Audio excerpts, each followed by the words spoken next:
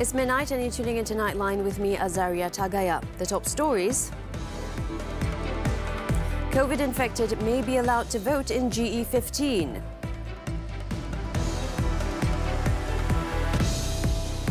And China plane crash. Rescuers see no signs of life at crash site.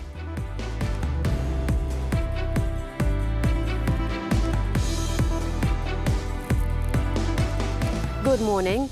The Health Ministry is discussing with the Election Commission EC to develop a safe protocol for COVID-19 positive voters to cast their ballots in the 15th general election. Health Minister Khairi Jamaluddin said public health should be the important priority when discussing the general election and the date it would be held. At a media conference, Khairi said his ministry and the EC are thinking of the best measures for COVID-19 positive voters to carry out their responsibility to the nation. Jadi kita sedang memikirkan what is the safest way for them to go and vote. Where? Ada yang kata bagi mereka undi pos. Tapi katalah dia dijangkiti COVID 1 or 2 days before the election, mana dia nak pergi kan. So kalau dia nak pergi pun, who's going to take them? Saluran mana? Adakah kita akan ada saluran yang khusus untuk COVID positive patients? So benda ni semua melibatkan masa sedikit. He said COVID-19 is here to stay and the COVID-19 positive voters cannot be denied their constitutional rights. Khairi also noted that his ministry is now studying to detect the effects of the COVID-19 Omicron BA2 variant in the country. On the polling day of the Johor election on March 12th, a voter was fined 1,000 ringgit for showing up to vote despite being under quarantine for COVID-19 infection. The leadership of political parties is responsible for ensuring that elections in the country do not become a battlefield that can threaten the country's stability and affect the harmony of the people. Sultan of Perak, Sultan Nazrin Shah, said an election is a serious matter as the fate of the people and country depends on those given the mandate to form a government. Therefore, voting requires rational thinking based on facts and not on sentiments and emotions. According to the Perak ruler, the way an election is conducted reflects the level of thinking, intellect, maturity, respect of the constitution and rule of law, as well as the level of integrity, sincerity and the practice of transparency in the administration of a country. Thus, he said, free and fair elections would not only increase people's confidence and participation, but it is also an international standard on the level of observance of human rights for each of its citizens. Due to this, the Election Commission EC, as the body appointed by the Yang di-Pertuan Agong, must uphold its pledge of managing elections in a credible, transparent and impartial manner. SPR ibarat pengadil yang mengendalikan urusan persaingan antara calon-calon dan parti-parti politik semasa berlangsungnya pilihan raya. Oleh itu, SPR wajib pada setiap masa bersikap berkecuali. Sultan Nazrin said this when launching a book on elections titled Malaysian Democratic Election, Contest, Choose, Win, Govern in Kuala Lumpur on Monday. On the lowering of the voting age to 18, he said the move should be interpreted as an opportunity that gives greater power to young people to choose leaders as well as shape the government, and they should be guided to have a level of political literacy to make such decisions. More than 7 million young individuals will be registered automatically as new voters in the 15th general election GE15, a 50% increase from the number of registered voters in GE14, following the government's move to lower the voting age. Malaysia and Vietnam have pledged to boost diplomatic ties in the fields of law, labour and news. This through the exchange of relevant documents in a special event held at the Vietnamese government office in Hanoi on Monday. Prime Minister Datuk Sri Ismail Sabri Yaakob and his Vietnamese counterpart Pham Minh Chinh witnessed the signing of the documents. Foreign Minister Datuk Sri Saifuddin Abdullah exchanged the documents relating to diplomatic ties with his Vietnamese counterpart Bui Tan Son. For cooperation in labour, the documents were signed with Vietnam's Labour, Invalids and Social Affairs Minister Dao Ngoc Dong. Attorney General Tan Sri Idrus Harun also exchanged documents on legal cooperation with Vietnamese Law Minister Lee Tan Long. National News Agency Bernama and Vietnam's news agency VNA also exchanged documents on professional cooperation. Earlier, both Prime Ministers and the delegation discussed on various cooperation, including in the field of economics and trade, regional and international issues, to enhance bilateral relations. The Prime Minister, who was on a 2-day official visit to Vietnam, was earlier given a red carpet welcome on arrival at the Presidential Palace in Hanoi. The Prime Minister is making his maiden visit to Vietnam at the invitation of Chin. Later in the day, the Prime Minister paid a courtesy call on Vietnamese President Nguyen Xuan Phuc at the Presidential Palace in Hanoi. At the meeting, which lasted over 40 minutes, both parties thanked each other for the good relationship that has been established over the years. Datuk Seri Ismail Sabri also invited Phuc to visit Malaysia to strengthen bilateral ties. He also praised the Vietnamese officials for the warm hospitality accorded to him and the entire Malaysian delegation. Phuc, meanwhile, also hoped Kuala Lumpur-Hanoi ties would continue to be strengthened as both nations prepare to celebrate the 50th anniversary of establishing diplomatic relationship in 2023. The Prime Minister and his delegation also paid a courtesy call on the General Secretary of the Communist Party of Vietnam, Nguyen Phu Trong, at the CPV headquarters. The Prime Minister later ended his 2-day official visit to Vietnam by paying a courtesy call on Chairman of the National Assembly, Vuong Dinh Hue, at the Parliament building. Some 2.7 million students nationwide began face-to-face sessions on Monday for the 2022-2023 new school term. Senior Education Minister Datuk Dr. Razzie Jidin said of the total, 2,674,104 comprise primary school pupils, while 30,853 more were Year 2, 3 and 4 vocational college students, adding that secondary school students will continue with home-based teaching and learning PDPR. The Senior Education Minister was visiting Sekolah Kebangsaan Syed Idris Kampung Kuang Hilir in Cemor on Monday. He said the Education Ministry will monitor schools with a student population of over 600 before allowing attendance without rotation, in line with the country entering into the transition to endemic phase beginning April 1st. Jadi secara umumnya kita lihat bahawa ibu bapa bersedia untuk menghantar anak-anak mereka, namun pada masa yang sama semua antara kita ingin melihat agar segala SOP itu dapat dipatuhi dengan baik supaya sesi persekolahan ini terus berlangsung dalam keadaan yang selamat dan teratur.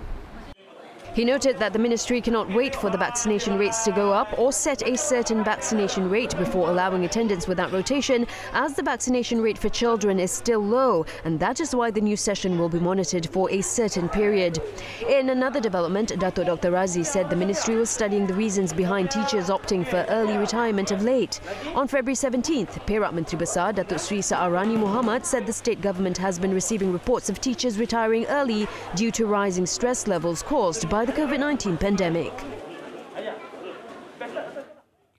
Malaysia conducted 215 clinical studies in 2021, the highest recorded to date, putting the country in second place in terms of number of global industry-sponsored research in Southeast Asia after Singapore.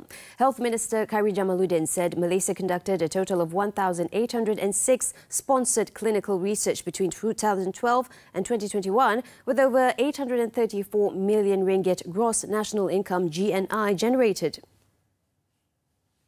Khairi was speaking at the launch of the Clinical Research Malaysia CRM Annual Report 2021 and Phase 1 Realisation Project Report in Putrajaya.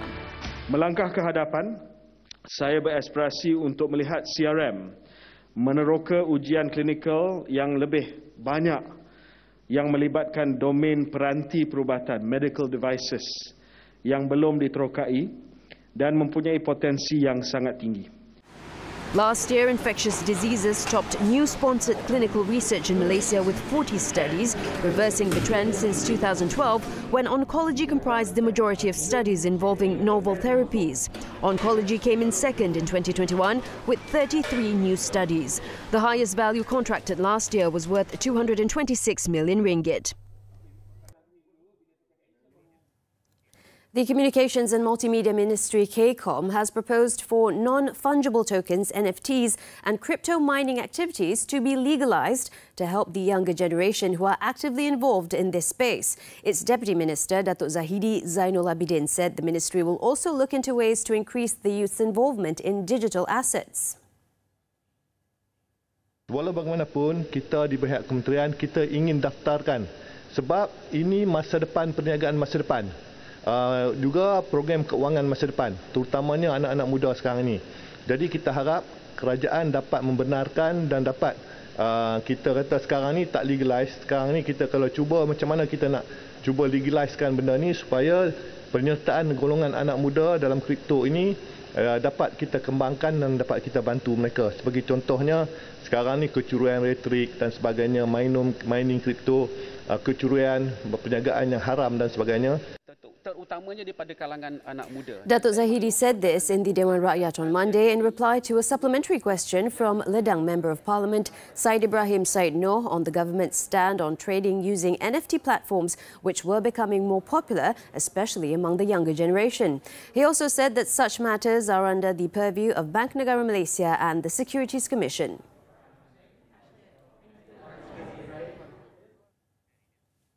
The impact on the Employees Provident Fund, EPF's investment ability following the withdrawal of some 6.3 billion ringgit by contributors will be short-term and not mid or long-term. Deputy Finance Minister Wan, Datuk Muhammad Shahar Abdullah, said to minimise the impact on its funds, the EPF would balance its investment portfolios for the purpose. Itu sebabnya KWSP akan mengimbangi semula portfolio bagi mengurangkan kesan kepada prestasi pelaburan KWSP. Dan untuk meramai hormat, KWSP sentiasa komited untuk memastikan dana persaraan ahlinya terjamin.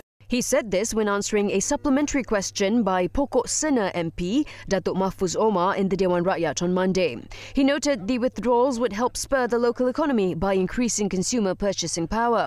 Last Wednesday, the Prime Minister, Datuk Seri Ismail Sabri Yaakob, announced that the EPF would allow contributors to withdraw up to 10,000 ringgit from their savings.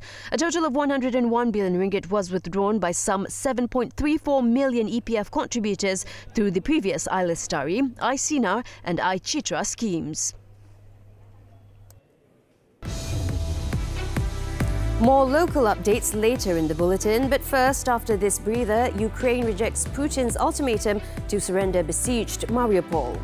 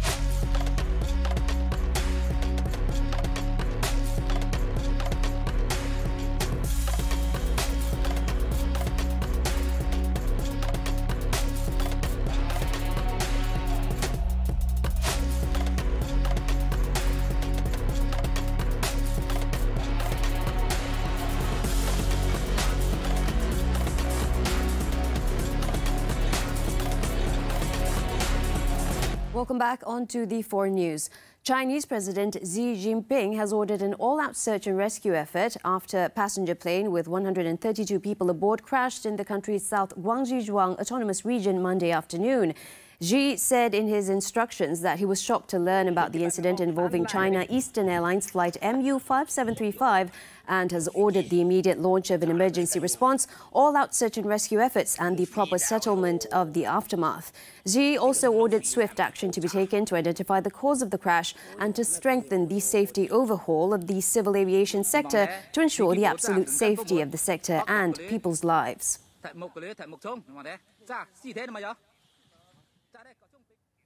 Meanwhile, officials have confirmed that there have been fatalities and firefighters have so far found no signs of life among the debris of a China Eastern Airlines Boeing 737-800 that crashed with 132 people on board in mountains in southern China during a domestic flight on Monday. According to officials, the plane, following a sudden descent from cruising altitude, had disintegrated and caused a fire, destroying bamboo trees.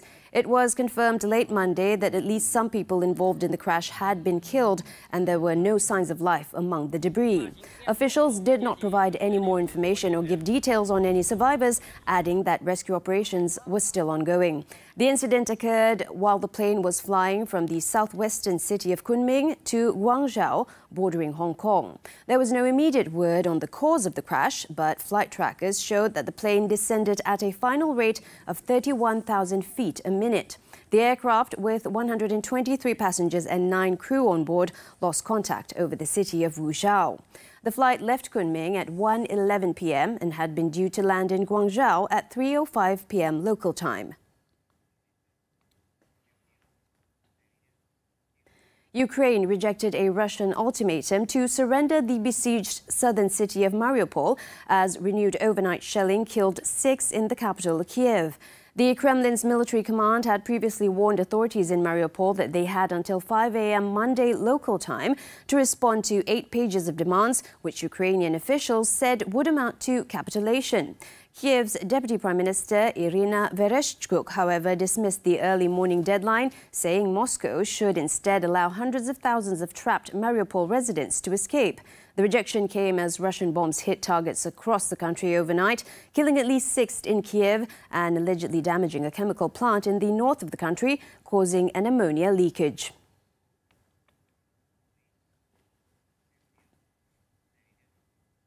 In other news, the United Nations on Monday began a monitoring mission on the Great Barrier Reef, assessing whether the World Heritage Site is being protected from climate change as it suffers further widespread bleaching. Officials said UNESCO's mission will assess whether the Australian government is doing enough to address threats to the Great Barrier Reef, including climate change, before the World Heritage Committee considers listing it as in danger in June. This after higher than average temperatures have again caused severe bleaching in parts of the reef.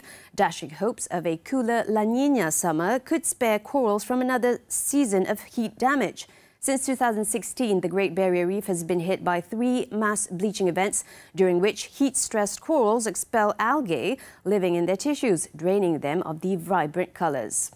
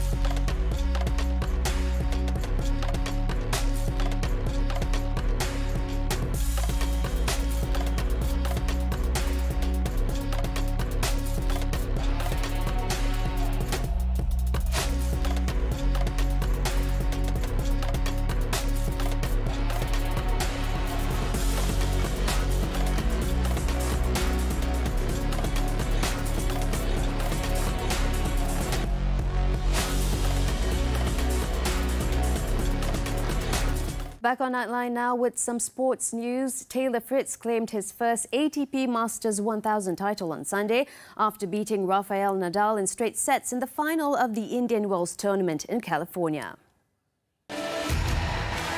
World number 4, Nadal's 20-match winning streak came to an end as a result, as did his hopes of equaling Novak Djokovic's record of 37 Masters titles. There were doubts Fritz would be able to take part in the final after the 24-year-old American rolled his ankle in his semi-final and only briefly warmed up earlier on Sunday. However, he took advantage of a slow start from Nadal to open a 4-0 lead in the opening set, and although he dropped his own when serving for it at 5-2, he broke Nadal for a third time in the next game to take it 6-3. The second set was more closely contested and went to a tie-break. Nadal appeared set to level the match after pocketing a mini-break to lead 5-4, but Fritz won the next 3 points to close out the match 6-3, 7-6 in 2 hours and 5 minutes.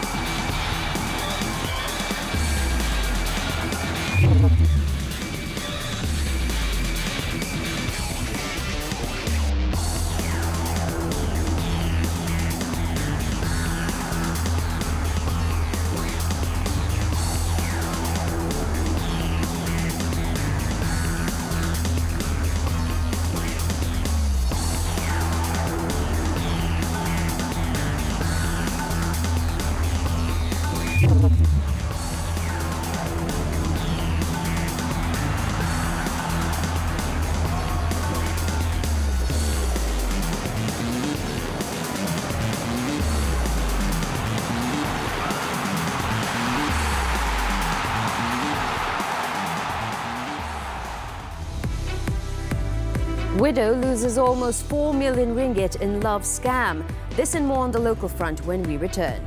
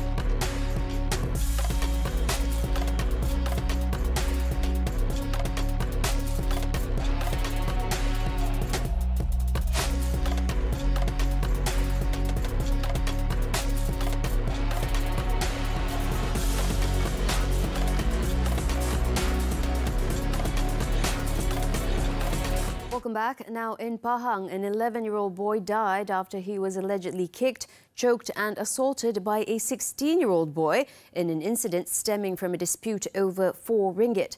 Kuantan Police Chief, Assistant Commissioner Wan Muhammad Zahari Wan Busu said the incident was believed to have occurred at a welfare home for orphans and asnaf when the suspect and the victim, along with 6 other residents, were cleaning the surau. Authorities said on Monday the incident was discovered when the victim was allegedly carried by 3 residents to the dormitory supervisor's home located about 50 meters from the surau in an unconscious state. The supervisor had initially thought that the victim had suffered a seizure and immediately rushed the boy to the Tengku Ampuan Afzan Hospital, where the doctor confirmed the victim had died at the emergency ward. Based on preliminary investigations, witnesses claimed the suspect had confronted the boy over the money allegedly taken from him but was ignored by the victim. This resulted in the suspect allegedly choking and slamming the victim against the ground until he lost consciousness. The suspect has been remanded until March 27th to facilitate investigations under the Penal Code for murder. In Kedah, police are investigating a fatal accident which killed 4 people, including one who was burnt to death. The road crash involving 2 cars occurred at kilometre 58.2 of the North-South Expressway northbound near Pendang early Monday. Kedah Fire and Rescue Department Director Sayani Saidun said a fire team from the Pendang and Jalan Raja Fire and Rescue stations were sent to the scene following a distress call at 2:22 a.m. The crash involved 4 victims. One of them was in a car which was 90% burnt and the 3 others were in the other car which turned turtle. The fire was put off at 2:56 a.m. before efforts were made to extricate the victims from the wreckage. The victims in one of the cars were identified as 49-year-old Shahrin Hafi Omar, 26-year-old Muhammad Shafiq Qasim and 52-year-old Arni. The identity of the charred victim, believed to be a man, has yet to be ascertained. Pendang District Police Chief Aris Sham Hamiza said all died at the scene. Their remains were sent to Hospital Sultanah Bahiyah in Alor for post-mortem.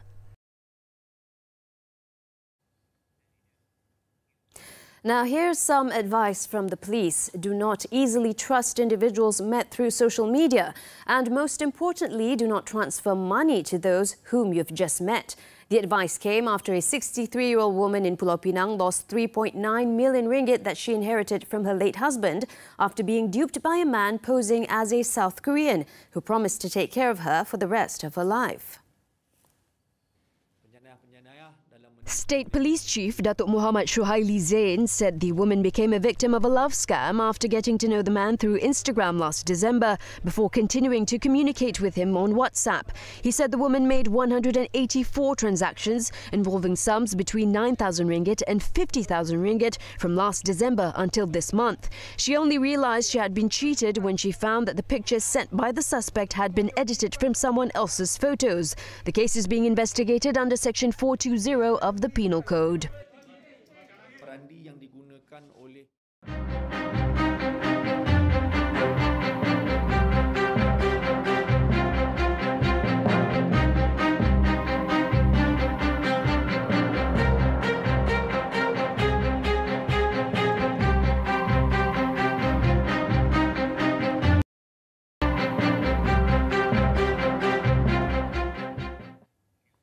As we wrap up Nightline this time around, let's take a look as Valencians celebrate the annual Las Fallas festival in full for the first time since the easing of COVID-19 restrictions in Spain. During this festival, huge sculptures called fallas are set up across the city and they are ceremoniously burned on the last day of the festival. I'm Azaria Tagaya. Thank you for joining me and take care, Malaysia.